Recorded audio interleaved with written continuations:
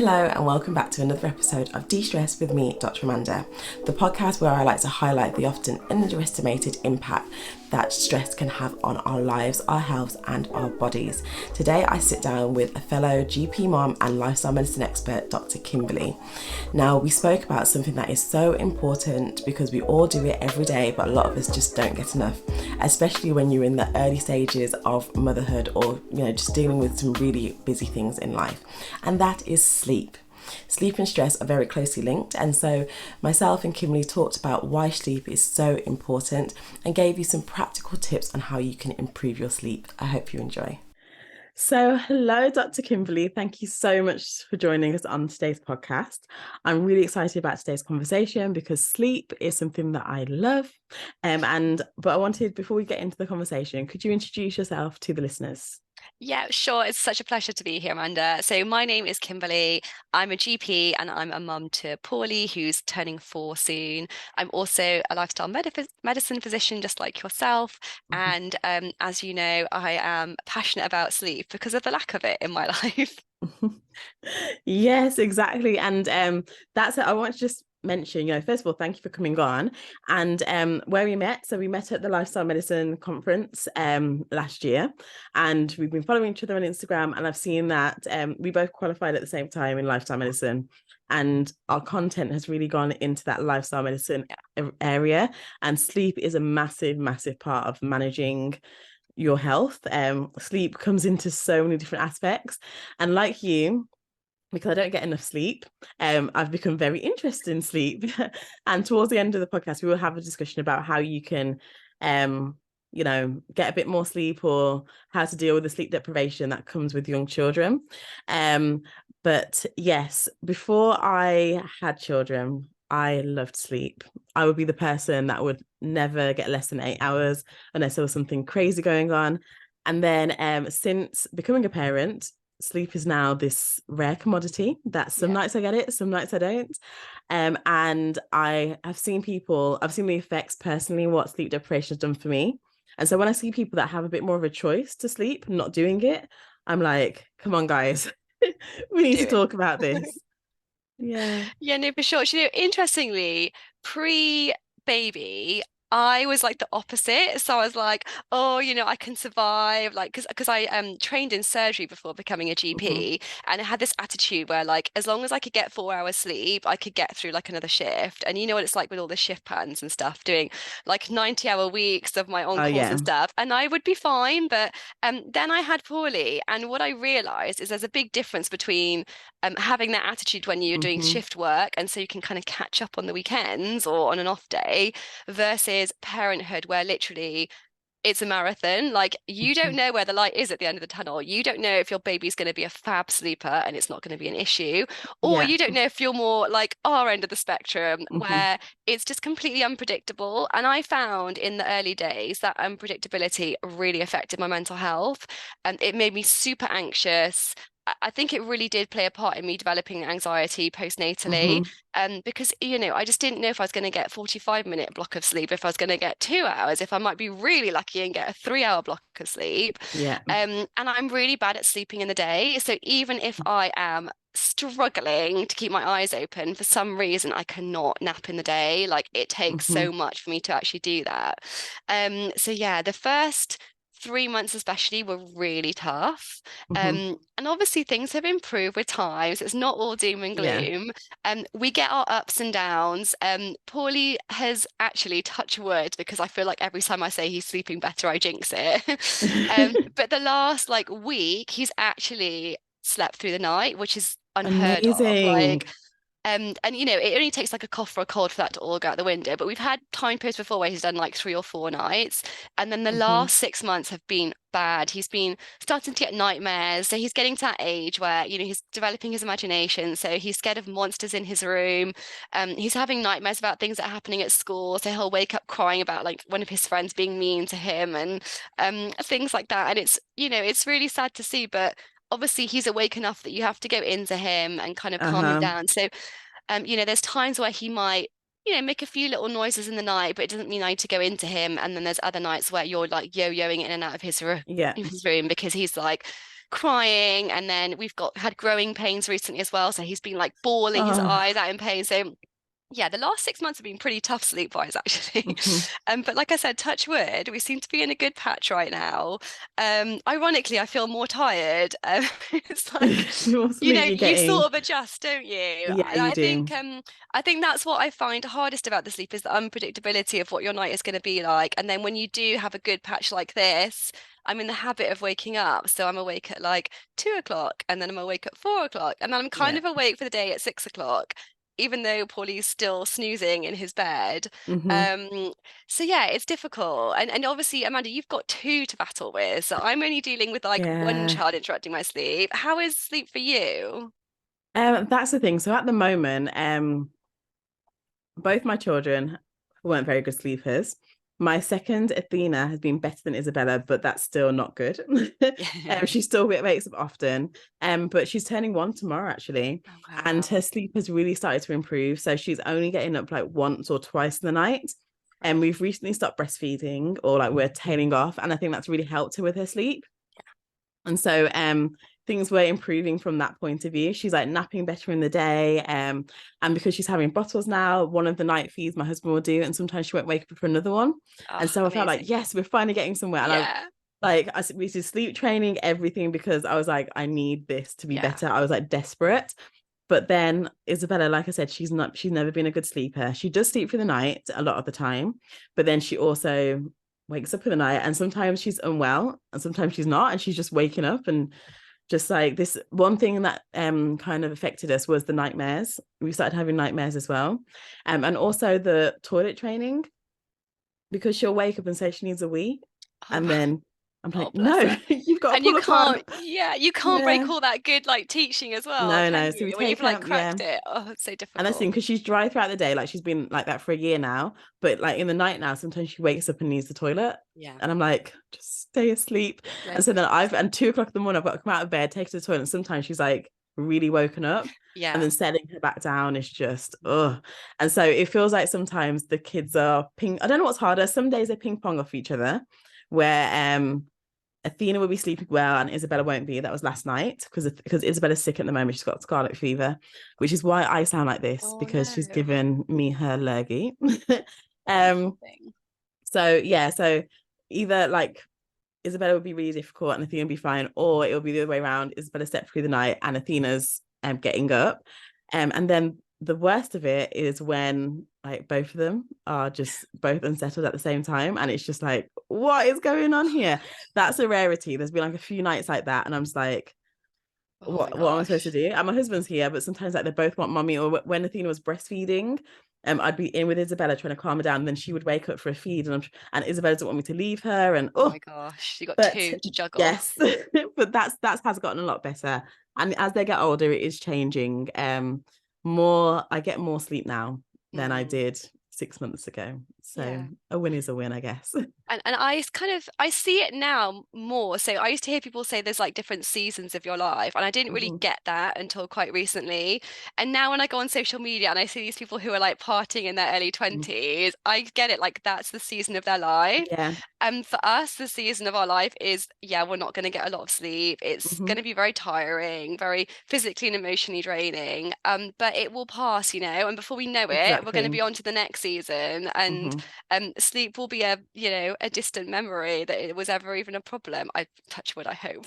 you know. Yes, exactly. But I've had to work a lot on like my mindset around sleep as Hmm. well. So in those early days of the newborn period where I was really struggling, I worked with a coach actually, and she kept challenging me on my beliefs of sleep because I was convinced that like I was literally going to die because I hadn't had enough sleep. Like I was literally like not going to survive. And Hmm. she's like, well, you used to work, when you were a trainee in hospital, and you know that you Very can get through a true. shift on 4 hours. And even when you've had a really bad night with Paulie, you've got through the day. Like, okay, it might not have been the best day of your life, but you've struggled through Hmm. and you've made it. And I think having someone challenge my beliefs there and actually make me think like, okay, when I wake up in the morning, I may have only had like 3 hours of decent sleep, but I've done it before. I'll get through it Hmm. today. It's not going to be an amazing day, so I'll give myself, an easy ride. I'll make everything as easy as I can. If there's Yeah. anything I can trim back, I'm going to do that today, but I know I can get through.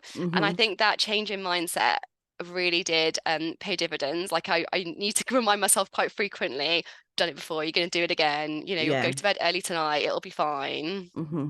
You're absolutely right. The mindset is really, really important because when you're in the thick of something, it feels like it's never ending. You can't see the light at the end of the tunnel. I will say that this baby period has been much easier compared to the first.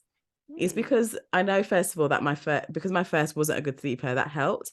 So I do Yeah. have friends who their first was excellent sleepers and their seconds weren't. And so it was like even more difficult for them. Yeah. But because I had that experience, I knew that there was a light at the end of the tunnel. Like, you know, those things like, oh, I've Yeah. survived this before. It's like, yeah, I survived it before. It does get better. And just trying to reframe things as well. And like when I went back to work, I remember I wasn't spending as much time with the kids. And then sometimes when they wake up in the night, sometimes Athena will wake up and she's ready to play. Yeah. And it's very frustrating, but what can I do? And so I just try and embrace it and enjoy it that I'm getting to spend that time with her that I've been complaining that I've lost. Yeah. And so sometimes just reframing things, change the Yeah. mindset. And you're absolutely right about what you said about the seasons, because I saw someone on Instagram, like you're saying, he was like, oh, I just love that 20s dual income, traveling all the time, no kids Yeah. life. And I was like, I love that life as well. But now and I enjoyed that season loads, but now this season where it's all about the kids and it's, Yeah. you know, in the 30s and that kind of stuff, this is also a really enjoyable season as well. Yeah. um and so yes, and so, but saying all that, sleep is still important. Yeah. And the relationship between sleep and stress is quite a close one, often almost like a cycle, because if you're very stressed, your anxiety levels are high, your hormones can all go out of whack when you have high stress. It can affect so many different areas of your body. You can then struggle to sleep when you Yeah. have a lot on your mind. Mm. And then having a lack of sleep can make you feel stressed as well. So just Yeah. like you were saying, that lack of sleep or that anxiety about the lack of sleep you might have was causing anxiety for you. And it has this kind of perpetual cycle. And Yeah. so they are very closely linked, and sleep is really important for us. Mm. Sleep is one of the activities that are known as restorative for our bodies. It puts us into a low metabolic state. And so it allows like the homeostasis, which means like the equilibrium and the balance in our body to be restored. And so getting optimal sleep is really, really important. Key. Like you said, seasons in life where it may not happen, but if you can do things that, and we're going to give you some tips today about things you can do to improve your sleep, in just general, and then also with young children. So yeah. Sounds good. Um, in terms, I was wanting to, would you share with us, Kimberly? So in terms of sleep, what are the requirements? How much sleep is the ideal? What are we trying to aim for? So for adults, you're probably looking at 7 to 9 hours sleep is our target. And people obviously will fall out of this, and some people will need less, some people will need more. I'm probably, if I'm honest, like more someone that needs the higher end of the this that I probably in a dream world I'll probably sleep like 8 or 9 hours. Whereas my husband, he reckons if he can get like 6 hours, he's fine, which obviously really annoys me because I'm there like trying to go to bed and like cram in as many hours as I can. And he's like, oh yeah, I'll go to bed later. And then he like rolls into bed at 2 a.m., probably waking me up before we then get up for the next day. Yeah. But yeah, so in theory, it's probably about 7 to 9 hours that most people Mhm. will need. Obviously, when you have a child, it's really hard to know what you're going to get. Sometimes we might need to have a little nap in the afternoon to try and carry us through. They say in theory, try to limit it to under 30 minutes so that it Mhm. doesn't totally disrupt your body clock. And obviously, the earlier in the day is probably better. It's like that danger nap sort of territory that you get with Yeah. kids. You don't want to like give Mhm. yourself a danger nap either. But yeah, it'd be interesting to hear, how many hours you're getting at the moment, Amanda, and like what your dream Mhm. number is. Okay, my dream number is definitely the higher end, 8 to 9 hours. Even when I was in university, when I was like 18 years old, 19 years Yeah. old, I was still the one who would be like, 10 o'clock, good night, guys, I'm going to bed. I'll be the one leaving the library, revising, and be like, no, I'm going to get sleep and come back in the morning. And so I've always been the higher end of things. But I have found out that I can function on very little sleep Mm. and not thrive. Remember, I Yeah. said that, guys, function. And yeah, at the moment, the longest stretch that I'm probably getting is 5 hours. Mm. I don't think I get more than a 5 hour stretch. I Yeah. wake up quite naturally at 6 o'clock, Yeah. sometimes five, sometimes four. And sometimes it's quite hard for me to fall back to sleep. Often that anxiety of like, say I wake up at 3, I'm like, oh, I know Theon's going to wake up soon. So then I Yeah. don't feel like going back to sleep properly, because it's even worse when you get woken up in a deep sleep. Yeah, for And so, sure. yeah, I probably get a stretch of maximum 5 hours, and I probably get about, on a good night, I may get 7 hours altogether. Yeah. But is what it is. It is There has been exactly. there have been studies that have shown that less than 6 hours a night, though, is linked with increased mortality, so life Yeah. expectancy, guys. It's really important to the fact of this whole 7 to 9 hours, because when I tell people that, the amount of surprise that I get of people being like, oh, I thought 6 hours was like sufficient. Like, not for the Yeah. majority of people. There's very few people that can really function Yeah. off that. And if you're getting less than 6 hours of sleep per night, you do really need to look at, is this just for a short season, and what can I do to improve those things? Yeah. What I thought would be good to talk about is actually okay, if we talk about how we can, the common mistakes that people are making. So in my practice as a GP, and I'm sure with you as well, I get so many patients who, if it's not their like primary concern, it's one of their other concerns about how much sleep they're getting, Yeah. whether they come in, they're tired or they're depressed, anxious, or just whatever it is, the amount of sleep people are getting is actually quite a concern. I have a lot of consultations, people asking for sleeping pills. Yeah. And so we want to talk about the common mistakes that people make. Maybe we can come up with a couple each, and how we can improve that, what we can do to kind of combat those mistakes. Yeah, sure. You're so right. Like, and to be fair, pretty much every single medical problem is going to be made worse by a lack of sleep. If you've got pain and then you're not sleeping, either because of the Mm-hmm. pain or whatever reason, everything's just so much worse. Everything's like magnified, isn't it? Like Yeah. all the bad things are magnified when you're sleep deprived.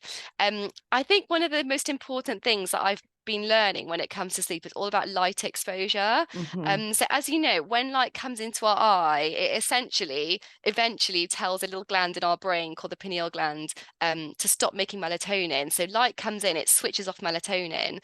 Melatonin is a sleepy hormone that kind of Mm-hmm. helps us then to drift off to sleep. So if we think therefore about the importance of helping with our natural body clock, if we can in the morning get some nice bright light into our eyes, that can be, now the weather's picking up, going outside if you can, amazing, for a little bit of a walk, get lots of bright light into your eyes. If real life in Britain, it's not going to be happening. Then I have actually got a little ring light that I use here, and I have that like on my face if Brilliant. I'm consulting from home, just as bright as I can possibly tolerate. I've also bought one of those fancy sad lamps off Amazon. It was Yeah. like 20 or 30 pounds, and I have that sometimes sitting in front so that as soon as I can in the morning, I try to give myself a good 15 to 30 minutes blast of Mm-hmm. bright light, basically telling my brain, stop making melatonin, you need to wake up.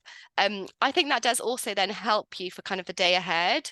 And then thinking about the Mm-hmm. opposite end of the day, then you obviously want less light coming into your eyes because you want Mm-hmm. to allow that melatonin to build up in our body. So I try to, in theory, an hour at least before bedtime, I try to really reduce the amount of light that's around me. So I try to have lamps on rather than overhead Yeah. lights. I try my best to stay off my phone, or if I am on my phone, I've got Mm-hmm. it in that night shift mode where it's a bit more orangey and low light as I can possibly get away Mm-hmm. with. In my bedroom, my lamp is like a really quite a dim bulb, obviously curtains shut now that it's quite light in the evening, so my Yeah. blackout curtains, just basically trying to reduce the amount of light that's coming into my eyeballs Mm-hmm. so that I can help to promote that melatonin release then, and Yeah. hopefully find that my transition to sleep is going to be a bit more of an easy Mm-hmm. an easy sort of shift rather than a struggle like it can be. Yeah, absolutely. The effect that light has is so important. I really try and make the habit for my children that when they wake in the mornings, try and open the curtains, switch the lights on, like try not to keep them in that dark state, because I need them to regulate their melatonin so that at night time when it needs to come out, it comes out at the right time. Now, something that my husband does, which I encourage him to do. So he is someone that is a night owl, so he works best at night time, or if he wants his me time after the kids go to bed, he likes to do that later on. Yeah. Maybe it's like on the computer, on his phone, or playing something. He's got these blue light glasses Yeah. just to help to filter. So blue light, I believe it's equivalent to the sun rays, isn't it? How our brain interprets it. And so it's one of the most dangerous kind of lights in terms of your circadian rhythm, and actually Yeah. making sure that your melatonin is being produced at the right time and not being prohibited. And Yeah. so yes, he uses blue light glasses at nighttime. So he doesn't have a prescription, he's just plain blue light glasses. I've seen Yeah. people get like blue light screens for their phone covers or like put on their laptops.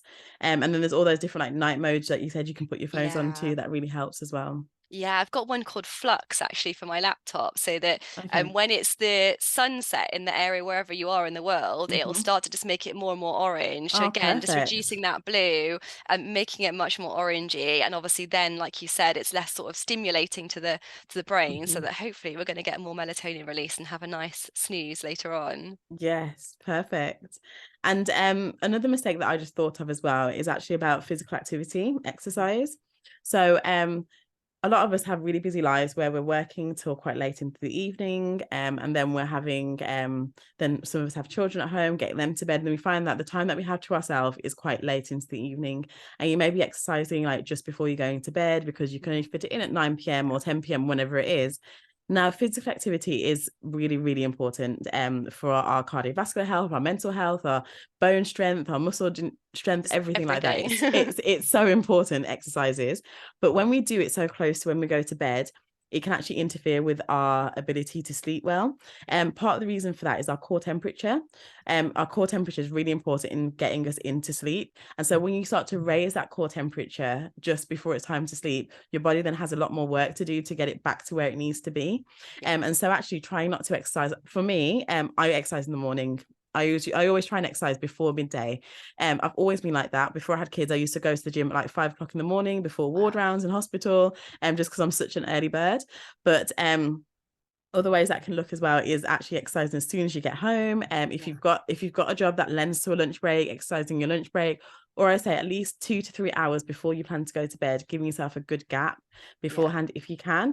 And if you're not able to do that every day, some days choosing much lighter type of workouts, maybe things that are more like stretches and things like that before you work out, yoga type things, Yeah. rather than say like high intensity cardio just before bed.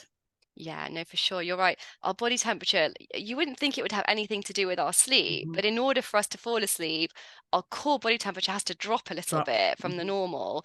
And it does that normally by putting the blood to our extremities. So it sort of pumps most of the blood to the extremities. So our fingers and our toes will be really cozy.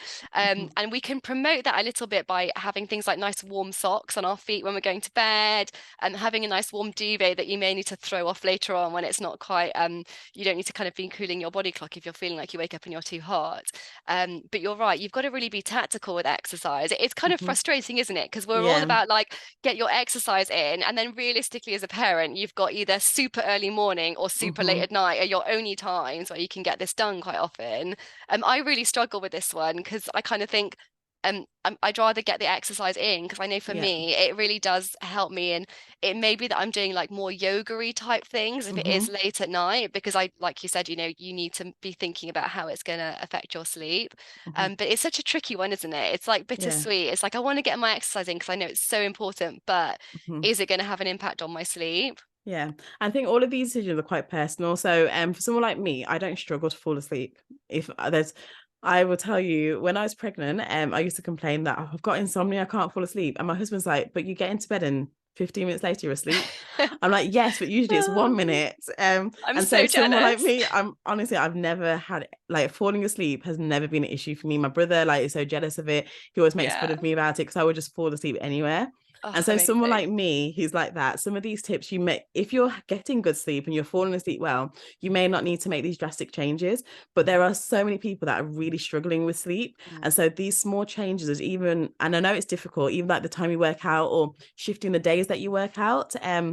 Obviously it's best to try and have them throughout the week, but sometimes if weekends are best for you where you can get it in a proper time, keeping those high intensity things for the weekend days when you have a bit Yeah. more availability and flexibility with your time might be something to help. Yeah, exactly. I'm absolutely fascinated that you have that ability to just fall asleep like that. My husband's the same. Honestly. I'm so jealous because for me to fall asleep, I have to have like the right temperature room. It's got to be really dark. It has to be quiet. I've got to be like in comfortable clothes. I quite often end up having a little sleep mask on at night just so that it's Really. really dark. And I've even for the last gosh, it's been a while now, probably like 2 years. I've had this Hmm. sleep mask that has little headphones in it. So I pop on Ah, my little meditation track to just yeah, try and yeah, like stop the busyness in my mind so that I can yeah. drift to sleep. And it always really throws me that I can be sat downstairs, like struggling to open my eyes, thinking, oh, I'm going to go up to bed now. And then by the time I'm actually physically in bed, I'm like awake.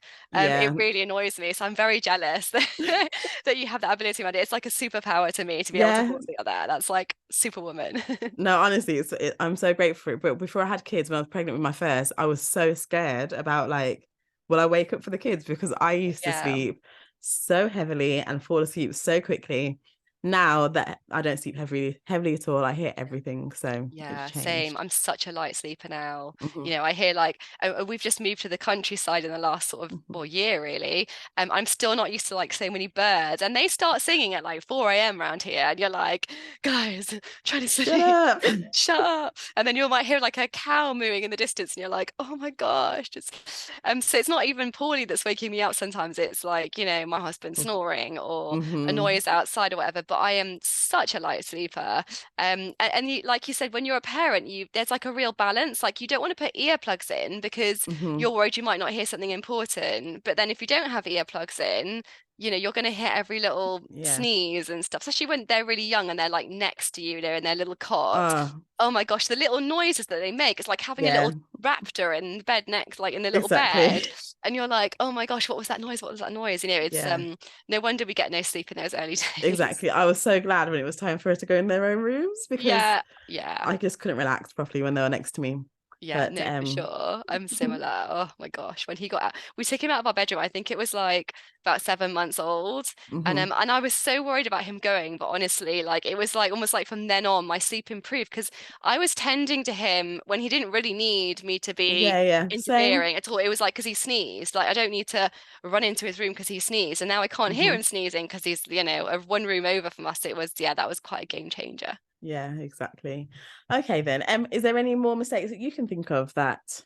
And I think caffeine is a really big one. So as a Mm-hmm. parent, it's very difficult to avoid this habit of waking up in the morning and Yes. getting your coffee or your tea or whatever. Um, I was never a big tea drinker until I had Paulie, and now I'm Hmm. literally like, I've got to have my tea in the morning or I like can't even function. And luckily I haven't made the transition to coffee. I've managed to avoid going like mega caffeine. Hmm. But I do know that if I've had caffeine after like lunchtime, I do feel Hmm. like it has a bit of an impact on me. And obviously, we're all different in terms of our sensitivities to caffeine, but I'm pretty sure there is a link there for me. So I do my best to switch to decaf drinks from kind of lunchtime Hmm. onwards. So that might mean that I've got like, if I'm having like a Diet Coke, I'm going to have like the caffeine-free ones, which you have to Yeah. order especially because I just love to have like like this busy drinks just gives you like that real like thirst quenching Hmm. feeling. Or I switch to like decaf tea, or I get my herbal teas out, or I'm drinking water or whatever. But I know that those days where I'm a bit naughty and I'm like, oh, I'll just have a cup of tea later on. I know it's going Yeah. to affect me. Hmm. And that's the thing with these sleep things is, you and I, Amanda, we know all these like sleep tricks and hacks and whatever. But the reality is we're human beings. And at the end of the Uh-huh. day, we do what we can. Neither of us Hmm. probably has like the perfect sleep hygiene and whatever. But any little tweaks to kind of make things better, you feel like you're at least moving in the right direction. Hmm. Yeah, absolutely. And that's the thing. So many people, but patients I've come across, you got to know your own sensitivity to caffeine first of all these things are very individualistic or individualized. I don't think individualistic's a word. Yeah, um I know what you mean. but but the thing, I have a lot of people when I say to them try not to have any caffeine in the afternoon, they were like, oh, I thought like I could have caffeine until 4 or 5 o'clock, and I was like, Mm, no, that's actually quite late in the day to mm, be having caffeine. So yeah, around midday. And on the subject of things that we consume, I think sometimes as well what we're eating or when we're eating can be an issue as well. So in my background, so I'm from a Caribbean household. Although breakfast is like the most important meal of the day that we hear, a lot of the time our evening meals are quite heavy. yeah. And it's first of all, a mistake that can be made is how heavy the meals are, or like how carbohydrate dense they are in the evening, and also how late you're eating as well. So, like I said before, sleep is that restorative thing. So where your metabolic state is lowered, But if you're eating quite late, or if you're having very high carbohydrate foods quite late in the evening, your digestive system isn't a bit, having that time to switch off. And so Yeah. your metabolism is still active. And so that can make things a bit more difficult, or difficult to fall asleep, or difficult to maintain like restful sleep as well. What I found to be good is actually switching that. And I'm sure that I know a lot of other cultures do this as well, but like having a carbohydrate rich meal to start the day. Yeah. That's actually quite a good thing to do with jet lag as well. So Yeah. if you've like traveled, waking up and within the first hour have like a carbohydrate rich, nice full breakfast can be really good. And as you go through the day, just making your meals less heavy, Yeah. A a bit bit less carby. lighter, bit less carby, and then really trying not to eat in those last few hours before you go to bed. Yeah. No, it's funny, isn't it? Because I always grew up thinking that thing of, you have like a really carb heavy meal and then you feel really sleepy afterwards. It's like, Hmm. like that big Christmas dinner you have at Yeah. lunchtime. But it's funny because like the studies obviously show us that it's carbohydrates late in the day that often can delay that onset of sleep. So Mhm. it's almost like counterintuitive to me. Yeah. But you're right, like trying to shift your carbs earlier in the day can make a difference. And then also salt. So avoiding salt from your evening meals, that's Hmm. partly to do with that core body temperature drop. So obviously salt will affect our blood volume, and in order for our body to drop the core, the core temperature, changing the blood volume can have an effect on that. So in theory, having less salt at dinner may also do you some favors. And with these things, it's probably like a 1% difference, is it? If Yes. that. But if you're doing like six of these things or eight of these things, you're going to start making changes which are actually reflective in sort of real life, Hmm. like lots of these little things together. I just think I like think of them like micro habits, like they all build up, they all change Hmm. that trajectory through the day.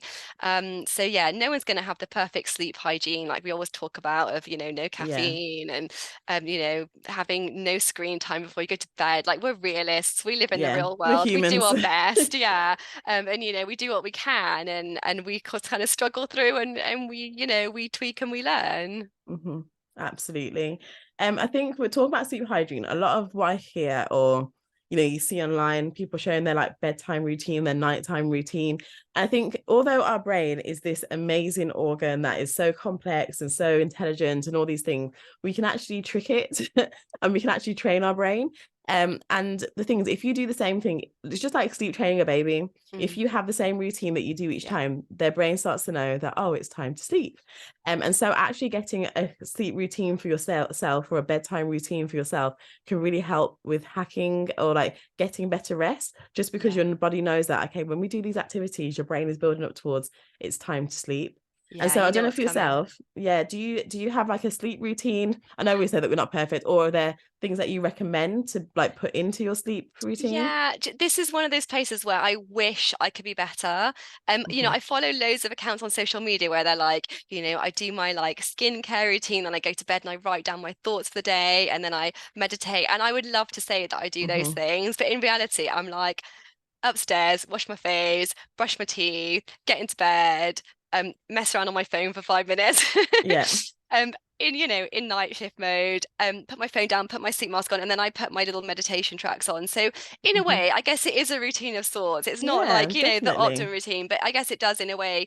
I've also got a little pillow sleep spray that I use every single night, which my Mm. husband finds really annoying because I don't think he likes the smell of it. But I've discovered in the last few years that my sense of smell is I'm really sensitive to things. So Hmm. like when I'm having a stressful day, I'll get my little spray out that I've got that kind of just smells nice, and I just for some reason it just really gives me a lift. So I've tried to make a bit of a link between my brain, trying to sort of condition myself so that when I have the Yeah. sleep spray and I smell it, I know that it's nearly bedtime. And I actually Hmm. feel weird now if I lay down and I can't smell my pillow Ah. spray. So that is, I guess, a Hmm. routine of sorts. But yeah, I mean, in the dream world, I would love to say that I go to bed like an hour before I should do, and I do like a bit of a meditation and I Hmm. write down my thoughts, because we know that if you can write down all that busyness in your Yeah. brain and get it onto a page, it makes such a difference. I mean, Hmm.